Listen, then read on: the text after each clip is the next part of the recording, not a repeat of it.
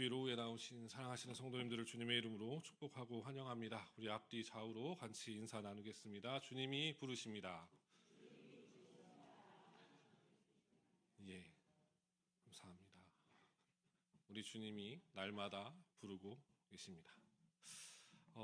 20세기의 최고의 설교자 중 한 사람으로 손꼽히는 영국의 신약학자인 존 스토트라는 목사님이 계십니다.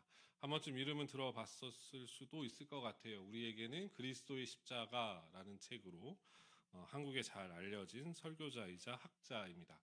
그분이 쓰신 책 중에 제자도라는 책이 있는데, 이 제자도라는 책에서 그분은 우리에게 중요한 사실 하나를 알려줘요. 그게 뭐냐면 예수 그리스도를 따르는 이들을 그리스도인이라고 지칭하는, 그러니까 예수님을 따르는 사람들을 그리스도인이라고 지칭하는 이 그리스도인이라는 호칭이 신약 성경에 몇 번 쓰여져 있을까요?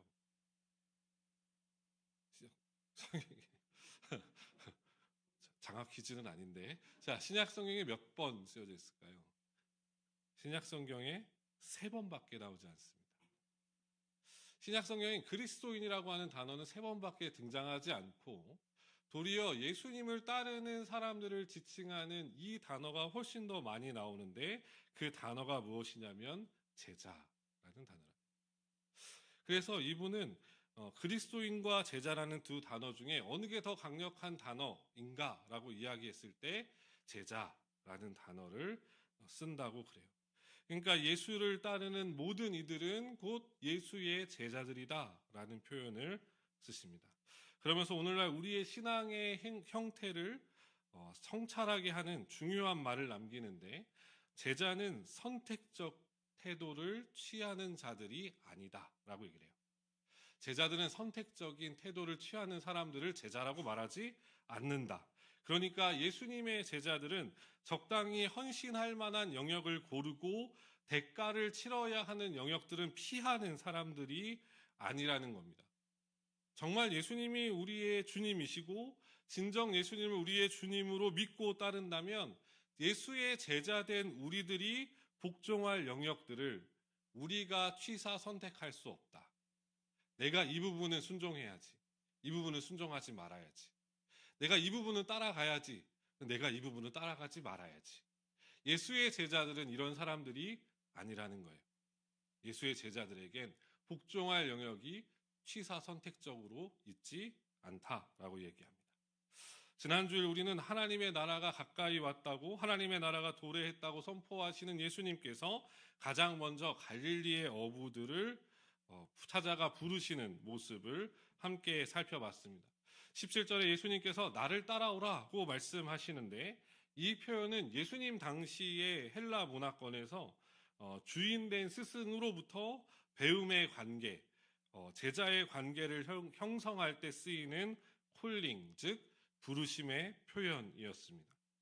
이 예수님의 부르심에 제자들은 반응해요. 그리고 예수님의 뒤를 따라갑니다. 사랑하는 성도님들, 우리도 마찬가지입니다. 예수님께서는 지금 오늘 우리에게 예수님을 따르라고 부르십니다. 우리 주님의 부르심을 따라가기 위해서 우리에게 무엇이 필요한지 오늘 본문을 살펴보면서 3가지의 은혜를 함께 나누고자 합니다. 첫 번째, 예수님의 부르심을 따르기 위해서 우리에게 필요한 것이 있는데, 그것은 무엇이냐면 시선의 전환이 필요합니다. 시선의 전환이 필요해요. 그러니까 우리가 예수님을 따르기 위해서 우리 자신을 먼저 살펴봐야 되는데, 나의 시선이 지금 어디에 고정되어 있는가를 살펴보셔야 됩니다. 내가 지금 어디에 마음을 두고 있나? 내 시선이 지금 어디를 향해 있나? 나는 지금 무엇에 내 눈을 고정시키고 있는가? 그래서 주님의 부르심을 따르기 위해서 그 고정된 눈을 돌려서 누구에게로 고정시켜야 되냐면 예수님께 고정해야 됩니다. 우리가 누군가를 따른다고 생각해 보세요. 그러면 우리의 시선은 그 따라가는 사람을 보고 있어야 따라가죠. 우리가 그 앞사람, 우리가 따라가려고 하는 그 사람을 놓치면, 그곳에서 시선을 떼면 우리는 그 사람을 결코 따라갈 수 없습니다. 다시 예수님께서 갈릴리 해변에서 제자들을 부르신 대로 돌아가 보죠. 예수님께서 제자들을 부르실 때 이 제자들의 시선이 어디에 머물러 있었는지를 한번 살펴봐 보세요. 16절에 보면 갈릴리 해변으로 지나가시다가 시몬과 그 형제 안드레가 바다에 금을 던지시는 것을 보시니 그들은 어부라 라고 말씀합니다. 다시 19절에 보면 조금 더 가시다가 세베대의 아들 야고보와 그 형제 요한을 보시니 그들도 배에 있어 그물을 깁는데 라고 기록되어 있습니다. 예수님께서 그의 첫 제자들을 부르실 때 그들의 시선은 어디를 향해 있었냐면 갈릴리 바다를 향해 있었습니다. 갈릴리 바다에서 건져 올리는 물고기, 그들의 생계 유지가 되는 그 수단인 갈릴리 바다에 그들의 눈은 고정되어 있었어요. 조금 더 깊이 들어가 볼까요? 누가복음 5장 5절에 보면 시몬 베드로는 예수님을 향해 이렇게 대답합니다. 시몬이 대답하여 이르되 선생님, 우리들이 밤이 새도록 수고하였으되 잡은 것이 없지만은, 이렇게 대답합니다. 잡은 게 없어요. 조금 더 깊이 들여다보면 이들의 시선은 어디에 고정되어 있었냐면 그들의 생계 유지 수단의 실패에 눈이 고정되어 있었습니다. 갈릴리 바다에 눈이 고정되어 있었어요. 근데 그곳에서 실패했어요. 열심히 수고하고 열심히 애썼고 열심히 그물을 내렸다 올렸는데도 불구하고 그들은 잡은 것이 없었습니다. 그들이 실패한 그곳, 평생을 갈릴리 어부로 살아온 그들에게 찾아온 낯선 실패에 그들의 눈은 고정되어 있었던 겁니다. 그러나 예수님의 부르심 앞에 이들의 시선은 어디를 향하게 됩니까? 예수님께로 그들의 시선을 돌립니다. 그들의 생계 수단으로 여겨졌던, 즉 그들의 삶을 책임진다고 잘못 여겨왔던 갈릴리 바다와 물고기들로부터 진정한 인생의 책임자가 되시는 예수님께로 그들의 시선을 돌리는 거예요. 예수님의 삶의 시선을 맞추고 예수님의 말씀의 시선을 맞추고 예수님께 그들의 시선을 고정시키기 시작한 겁니다. 그리고 나서 예수님의 뒤를 따라가요. 사랑하는 성도님들, 지금 무엇의 시선을 고정하고 계십니까? 예수님의 부르심 앞에 우리의 마음과 생각은 어디에 사로잡혀 있고 무엇에 고정되어 계십니까? 삶의 실패를 묵상하지 마세요. 우리 마음의 상처를 묵상하지 마십시오. 우리는 실패에 대한 기억이 오래가는 사람들입니다. 우리는 상처와 아픔에 대한 기억들이 오래가는 사람들입니다. 그리고 나에게 실패와 상처를 안겨준 그 사람에 대해서는 평생을 기억할지 모르는 우리들입니다. 그러나 실패와 상처를 묵상하지 마십시오.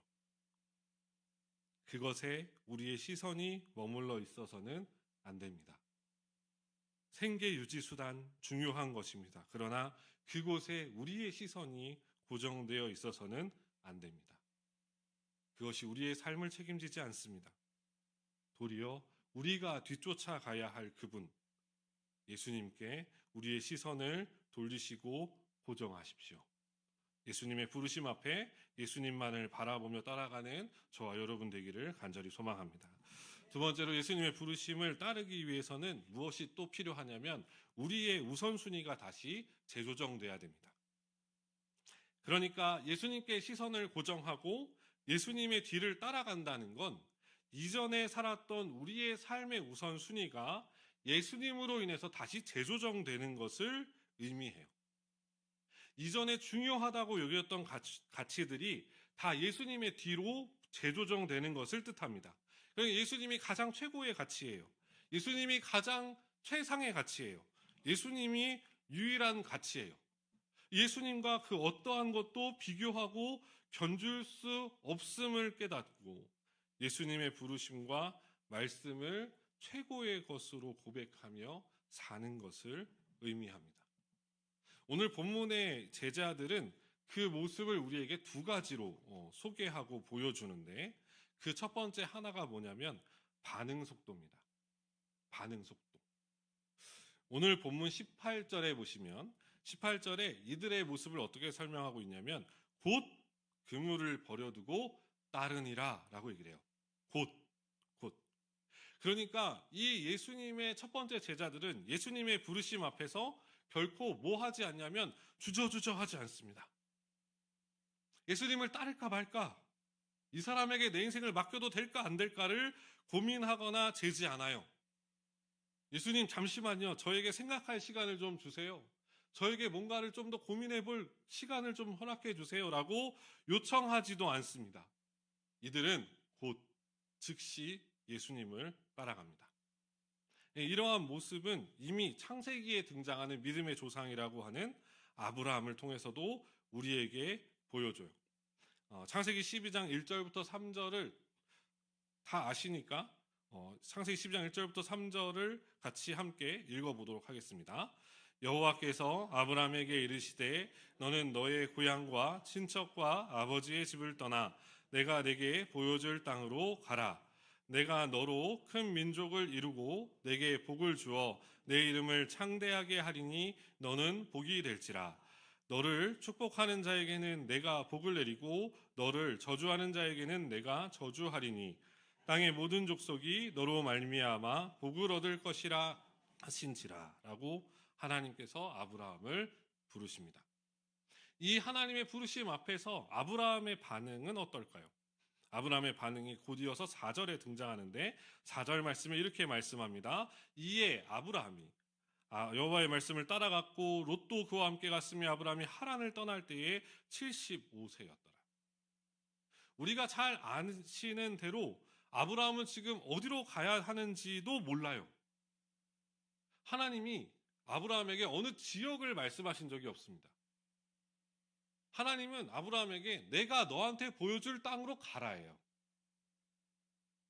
어느 지역, 어느 동네, 어떤 사람이 사는지도 모릅니다. 그 지역에 어떠한 사람들이 모여 사는지도 몰라요. 그 땅의 형편 모릅니다. 좋은 땅인지 나쁜 땅인지, 농사가 짓기 좋은지 나쁜지, 가축을 치기 좋은지 나쁜지 전혀 모릅니다. 하등의 정보 하나도 없어요. 그러나 아브라함은 이 하나님의 부르심 앞에 주저하거나 머뭇거리지 않습니다. 그는 그의 나이를 핑계 삼지도 않아요. 75세의 아브라함은 주저함 없이 하나님의 말씀을 따라갑니다. 이러한 아브라함의 모습이 그의 신앙이 성장하고 성숙했을 때에도 마찬가지예요. 우리가 잘 아는 사건인데 창세기 22장 1절과 2절에 보면 하나님이 아브라함을 다시 부르십니다. 창세기 22장 1절과 2절에 보면 그 일 후에 하나님이 아브라함을 시험하시려고 그를 부르시되 아브라함 하시니 그가 이르되 내가 여기 있나이다. 여호와께서 이르시되 내 아들 내 사랑하는 독자 이삭을 데리고 모리아 땅으로 가서 내가 내게 일러준 한 산 거기서 그를 번제로 드리라. 이 하나님의 부르심이 아브라함에게는 청천벽력과 같은 부르심입니다. 아브라함의 나이 100세에 얻은 독자 이삭이에요. 그것도 하나님이 인정하시잖아요. 네가 사랑하는 네 독자, 내가 사랑하는 내 독자 이삭을 내가 내게 보여주는 한 산에 가서 그를 번제로 바치라. 하나님이 아브라함이 이삭을 얼마나 사랑하시는지 알고 계심에도 불구하고 그 이삭을 하나님께 바치라고 부르십니다. 아마 저 같았으면 괜히 대답했다. 하나님 부르실 때 괜히 대답했다. 이 도저히 이해되지 않는 이 부르심 앞에 아브라함은 어떻게 반응할까요? 바로 이어지는 3절인데 아브라함이 아침에 일찍이 일어나 나귀의 안장을 지우고 두 종과 그 아들 이삭을 데리고 번제에 쓸 나무를 쪼개어 가지고 떠나 하나님이 자기에게 일러주신 곳으로 가더니 이 시작이 어떻게 되어 있습니까? 아브라함이 아침에 일찍이 일어나 이렇게 되어 있습니다. 아브라함은 이 하나님의 부르심 앞에 아침에 일찍이 일어나 길을 떠납니다. 성경이 말해주지 않으니까 밤새 고민했을 수도 있겠죠. 밤잠을 이루지 못했을 수도 있습니다. 그러나 주저하지 않습니다. 하나님께 항변하거나 핑계를 대지도 않습니다. 아버지로서 마음이 무너져 내렸을지도 모르지만 그는 이 하나님의 부르심 앞에 결코 망설이지 않습니다. 그는 아침에 일찍 일어나 모든 것을 갖추고 아들과 함께 하나님이 일러주신 산으로 걸어갑니다. 사랑하는 성도님들, 저도 그렇지만 우리는 우리 주님의 부르심 앞에 주저할 때가 얼마나 많은지 모릅니다. 환경적인 이유, 개인적인 핑계들을 앞세우며 주저하거나 머뭇거릴 때가 많죠. 그래서 하나님의 일하심을 삶 속에서 보지 못할 때가 너무도 많지 않습니까? 사랑하는 성도님들, 우리 주님의 부르심 앞에 머뭇거리지 마십시오. 주저하지 마십시오. 예수님의 부르심 앞에 곧 즉시 우리 주님을 따라갔던 이 제자들의 모습이 오늘 우리 가운데도 있기를 간절히 소망합니다. 또 한 가지, 우리의 우선순위가 예수 그리스도를 최고의 가치로 재조정되는 것은 우리에게 예수님을 따르기 위해 포기하는 것들이 생겨남을 의미합니다. 즉 예수님을 위해서라면 기꺼이 포기하는 것들과 일들이 생겨나는 거예요. 본문 18절에 보니까 이들은 예수님을 따르기 위해서 곧 그물을 버려두고 따랐다라고 말씀하고, 본문 20절에 보면 야고보와 요한은 예수님을 따르기 위해 그 아버지 세베대를 품꾼들과 함께 배에 버려두고 예수를 따라가니라 라고 말씀합니다. 우리는 이 대목에서 약간의 거북함을 느낄지도 모릅니다. 어떤 분은 제게 이렇게 물어보실 수도 있을 것 같아요. 목사님, 그렇게까지 하면서 예수님을 따라야 하나요? 이건 저의 대답이 아니고 성경의 대답인데 네입니다. 성경은 그렇게까지 따라가야 된다고 말씀합니다. 즉 오늘날 우리는요, 예수님을 따른다고 하면서도 우리의 것 그 어느 것도 포기하려 하지 않는 세상에 살고 있습니다. 예수님을 따라간다고 하면서 내 것은 포기하지 못하는 거예요. 나는 포기하기 싫은 거예요. 우리는 늘 기회비용이라고 하는 현실을 마주쳐요. 즉 동시에 두 개의 가치를 모두 실현하기 어려운 세상 속에 살고 있다는 거예요. 하나의 가치를 이루려면 하나의 가치는 포기해야 됩니다. 무엇을 선택하는가는 그가 어떤 것을 가치 있게 여기고 그가 어떠한 가치를 가장 중요한 것으로 여기는가에 따라서 달라집니다. 그런데 오늘 본문에서 예수님을 만난 제자들은 예수님과 그 어떠한 것도 비교할 수 없다는 것을 깨달았어요. 예수님은 그 어떠한 것들과 비교할 수 없는 분이시구나. 그래서 그들은 뭐도 버려둡니까? 그물도 버려둬요. 아버지와 품꾼들과 배도 버려두고 예수님을 따라갑니다. 그래서 어떤 분들은 여기서 이런 불효 자식들이라고 말씀하시는 분들도 있을지 몰라요. 아버지를 버렸다 하니까. 그런데 이 아버지를 버렸다는 표현을 오해하시면 안 되는데 아버지와 연을 끊었다는 표현이 아닙니다. 마가는 예수님의 제자였던 야고보와 요한이 그래도 갈릴리 어부들 가운데에서는 부유층에 속했던 자들임을 보여주고 싶은 겁니다. 그러니까 이들이 결코 가난해서 예수님 따라갔다는 게 아니에요. 이들이 결코 못 살아서 예수님 따라갔다는 게 아닙니다.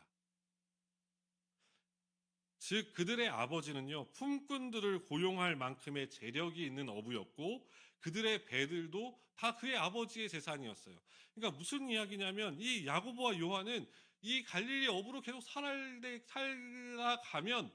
이들은 아버지로부터 많은 유산을 물려받을 그 아들들이었다는 거예요.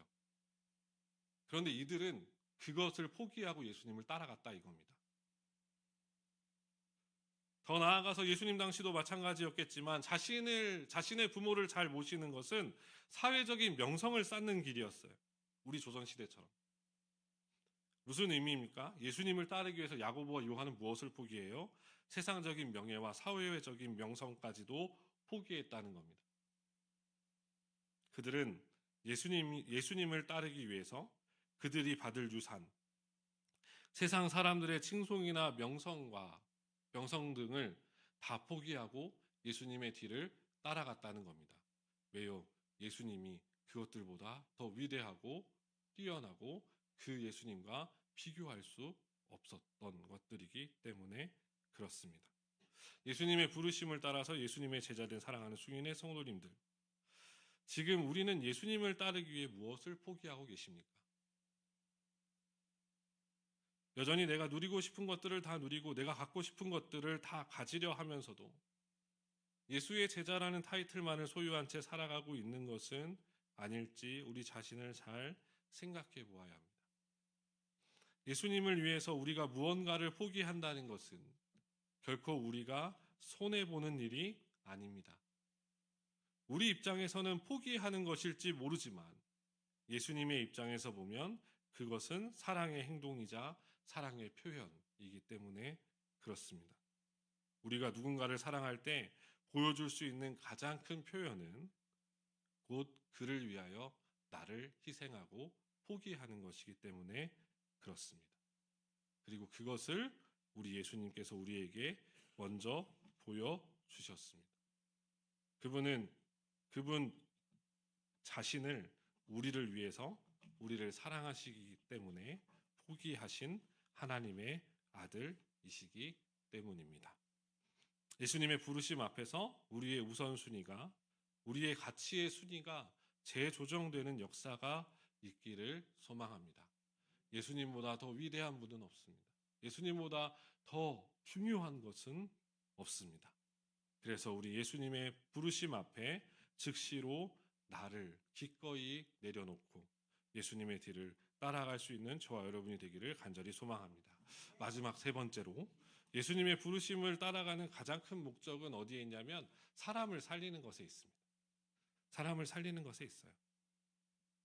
우리가 예수님을 따라갈 때 예수님의 제자된 우리가 전하는 복음을 통해서 정확히는 우리가 전하고 우리가 그대로 살아내는 그 복음을 통해서 우리와 함께한 사람들이 살아나는 것, 생명을 얻는 것, 상한 심령이 회복되고 사망과 죄의 아래에 놓인 그들이 하나님의 나라로 들어가게 되는 것임을 꼭 기억하셔야 됩니다.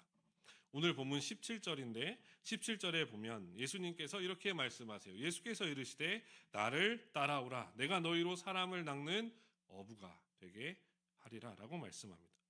예수님을 따라갈 때, 예수님의 뒤를 뒤쫓아갈 때, 그 부르심을 따라서 예수님을 닮아갈 때 예수님은 그의 제자들을 사람을 낚는 어부가 되게 할 것이라고 말씀합니다. 근데 이게 표현대로 하자면 사람을 위한 어부입니다. 그러니까 이게 전도해서 교회 사람 데리고 옵시다 라는 표현이 아니고요.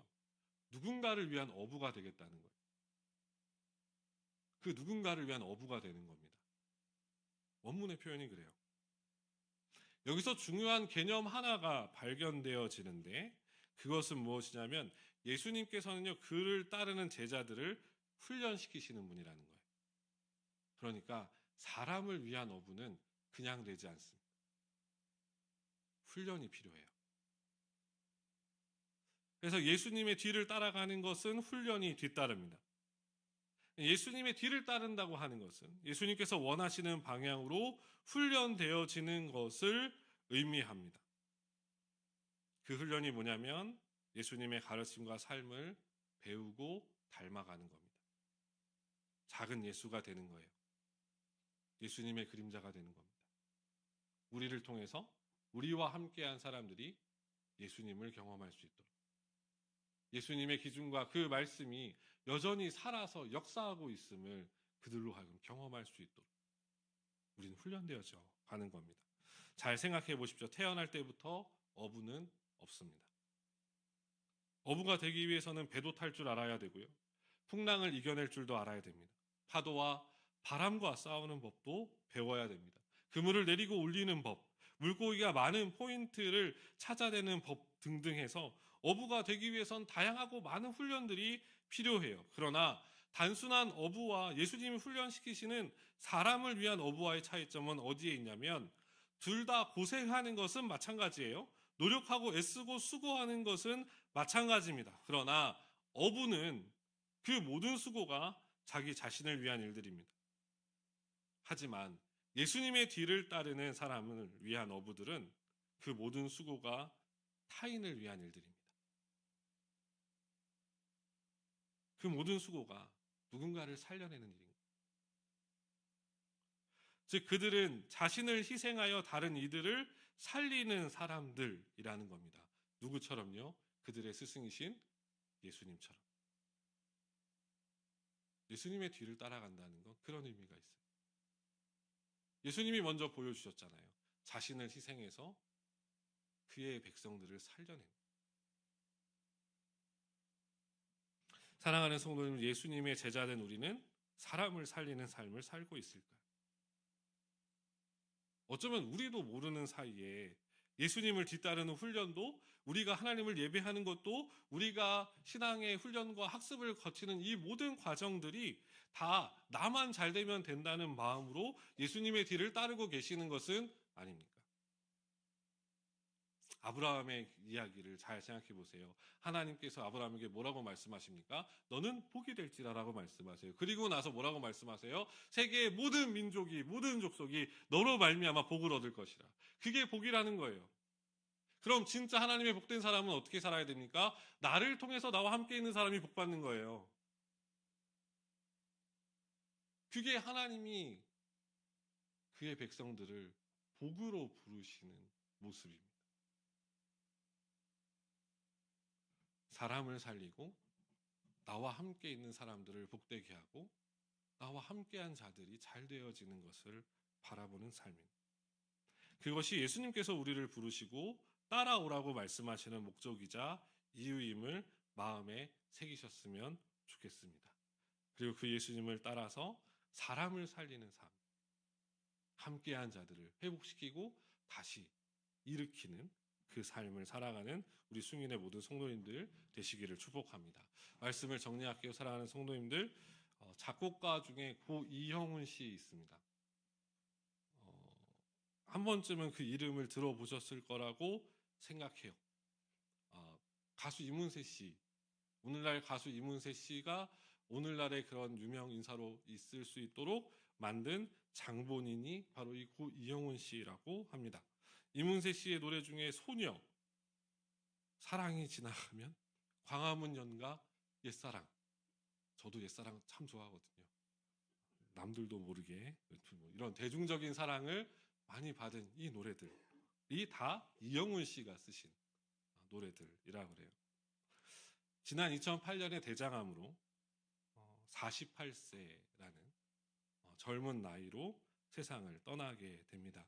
이형훈 씨도 그렇고 이문세 씨도 그렇고 두 분 다 크리스찬으로 알려져 있는데, 그때 그 병상에서 찍은 그 마지막 사진을 제가 화면에 가져왔었는데, 네, 아무튼 뭐 어려우면 넘어가고요.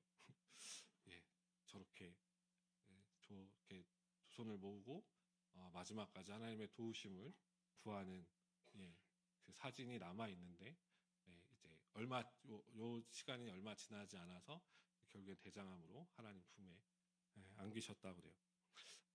이 이영훈 씨가 소천하신 뒤에 그의 유품 중에 일기장이 있었는데, 그의 일기장의 한 부분에는 이렇게 적혀 있었다고 그럽니다. 저를 음악의 도구로 삼아 세상의 아름다운 정서와 인간의 감동을 음악으로 표현하게 하소서. 그 음악을 듣는 순간 깊은 감동을 느끼고 그 순간을 추억으로 남길 수 있도록 하소서. 저의 음악이 나올 때 모든 사람들의 모습이 맑아져 서로 사랑하게 하소서. 어쩌면 이 이영훈 씨는 하나님께 받은 달란트였던 음악을, 노래를 만드는 재주를 통해서 사람들에게 희망을, 혹은 사람들에게 회복을, 사람들에게 치유를 선물하려고 했었던 것은 아닐까. 예수님의 제자로 부르심을 받아서 그 뒤를 따르는 사랑하는 성도님들, 우리의 시선이 예수님을 향하여 고정되기를 소망합니다. 예수님 바라보십시오. 그분 외에는 우리가 시선을 둘 곳이 없습니다.